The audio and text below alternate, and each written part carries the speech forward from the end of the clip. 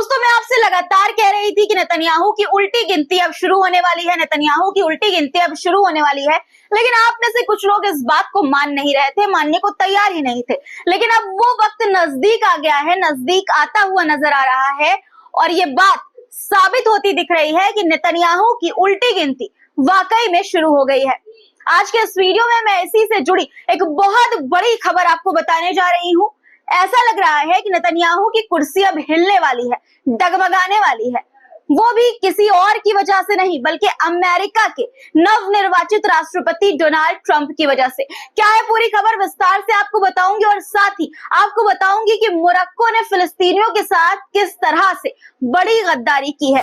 इसके अलावा दिखाऊंगी कि ईरान के सुप्रीम लीडर आयतुल्लाह खमेनेई ने पहली बार इंग्लिश में बोला है और हसन नसरुल्लाह पर कैसी फिल्म बनाने की घोषणा की है। हर एक खबर विस्तार से आपको बताऊंगी, देखते रहिए पूरा वीडियो। द लाइव टीवी, सच सबसे आगे। आदाब दोस्तों, मेरा नाम है मुस्बा खान और आप मुझे द लाइव टीवी पर देख रहे हैं। सबसे पहले बात नेतन्याहू की कुर्सी की, जिसके जाने के दिन करीब है। ट्रंप खुद नेतन्याहू को बर्खास्त करेंगे। जी हाँ, बिल्कुल सही सुना आपने। खबर है कि ट्रंप नेतन्याहू को हटाने की कोशिश कर सकते हैं, क्योंकि ट्रंप नेतन्याहू को मिडिल ईस्ट में अपने बड़े मंसूबों के रास्ते में बाधा यानी रुकावट मानते हैं। नेतन्याहू की मांगे और उनकी कट्टर नीतियां ट्रंप के आर्थिक हितों, जो इकोनॉमिक प्रायोरिटीज है ट्रंप की, उसके साथ टकरा रही है, जिससे ट्रंप नेतन्याहू से खुश बिल्कुल नहीं है, नाराज है कहें तो ज्यादा बेहतर होगा। इसे आप ऐसे भी समझ सकते हैं दोस्तों कि नेतन्याहू का जरूरत से ज्यादा मांग करना और उनकी कट्टर नीतियां ट्रंप के आर्थिक मंसूबों के लिए एक बड़ा सरदर्द बन चुकी है। और जब सरदर्द बढ़ता जाता है लगातार, तो दो काम समझ आता है, या तो सरदर्द की गोली खा ली जाए या तो फिर सर दबवा लिया जाए। बस ट्रंप भी कुछ ऐसा ही करने के मूड में है। ट्रंप अपने अमेरिकी प्रभाव और आर्थिक दबाव का इस्तेमाल कर इस्राइल की राजनीतिक पार्टियों, खास तौर पर अति रूढ़िवादी गुटों को इशारा कर सकते हैं, संदेश दे सकते हैं कि नेतन्याहू को सत्ता से बाहर करने की कोशिश करें। अगर ट्रंप ऐसा करते हैं तो नेतन्याहू कुर्सी छोड़ने पर मजबूर हो सकते हैं। ट्रंप की इस योजना का मकसद ही इजराइल में तेजी से राजनीतिक बदलाव लाना है, ताकि मिडिल ईस्ट में उनके इरादे, उनके काम पूरे हो सके, कोई भी रुकावट ना बने ट्रंप के रास्ते में। ये कदम ट्रंप की मजबूत पकड़ और रणनीतिक सोच को दिखाता है। जो भी हो, अगर ऐसा होता है तो कुछ तो अच्छा होगा, कोई तो अच्छी खबर मिलेगी।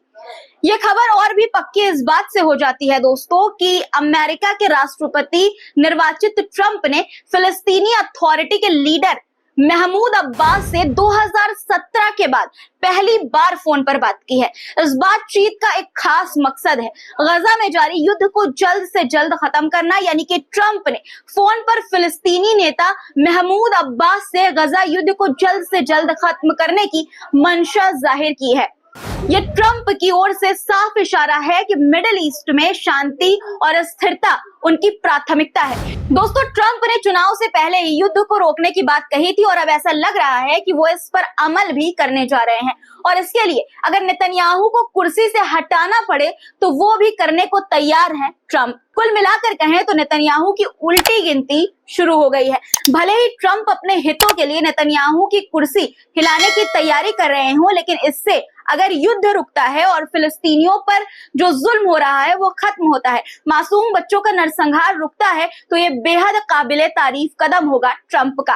अब बात मोरक्को की करते हैं। इससे पहले मैंने अपने वीडियो में आपसे बताया था कि स्पेन ने 2 ऐसे जहाजों को डॉकिंग की अनुमति देने से इनकार कर दिया है जो अमेरिका के हथियार लेकर इस्राइल जा रहे थे।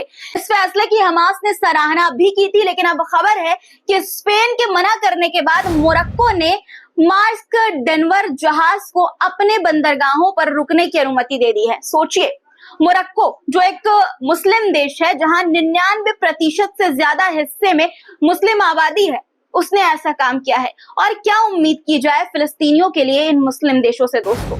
दूसरी तरफ बड़ी खबर ईरान से भी है। ईरान में नसरुल्लाह पर फिल्म बनेगी। खुद आयतुल्लाह खमेनेई ने घोषणा की है इस बात की और इंग्लिश में पहली बार बोले हैं आयतुल्लाह खमेनेई। दोस्तों, ईरान के सुप्रीम लीडर आयतुल्लाह खमेनेई की वेबसाइट पर जल्द ही एक short documentary victory is from God आने वाली है। इसमें हिजबुल्लाह के नेता शहीद सैयद हसन नसरल्लाह और इस्लामी क्रांति के नेता इमाम अली खमेनेई की अनदेखी मुलाकातों की फुटेज दिखाई जाएगी। यानी इस डॉक्यूमेंट्री से कई नए राज जनता और दुनिया के सामने खोलने की तैयारी है। आज के लिए फिलहाल इतना ही दोस्तों। मिडिल ईस्ट में एक बार फिर से बड़े बदलाव की आहट है। ट्रंप का नेतन्याहू को कुर्सी से हटाने का इरादा, गजा युद्ध को समाप्त करने की कोशिश और इस बीच मोरक्को के बंदरगाह पर इस्राएली सैन्य जहाज को रुकने की अनुमति देना, ये सब घटनाएं एक नई दिशा की तरफ इशारा करती है। अब देखना है कि आगे क्या होगा। आप क्या सोचते हैं? क्या नेतन्याहू सच में ट्रंप की रणनीति का शिकार होंगे? आपकी राय कमेंट में जरूर बताइएगा दोस्तों। और ऐसी ही दुनिया की बड़ी खबरों के लिए जुड़े रहिए द लाइव टीवी के साथ। दोस्तों एक और जरूरी बात, कमेंट में आप अपनी राय जरूर लिखा करिए। आपकी राय हमारे लिए बहुत जरूरी है, बहुत ज्यादा इंपॉर्टेंट है, क्योंकि आप जो कमेंट में तारीफें करते हैं, हौसला अफजाई करते हैं, उससे हिम्मत मिलती है आपके लिए इसी तरह की सच्ची खबरें लेकर आने का, सच की आवाज बनने की। तो कमेंट जरूर किया करिए और वीडियो को शेयर भी अपने दोस्तों और रिश्तेदारों के साथ जरूर किया करिए। फिर मुलाकात होगी, तब तक के लिए खुदा हाफिज। द लाइव टीवी, सच सबसे आगे।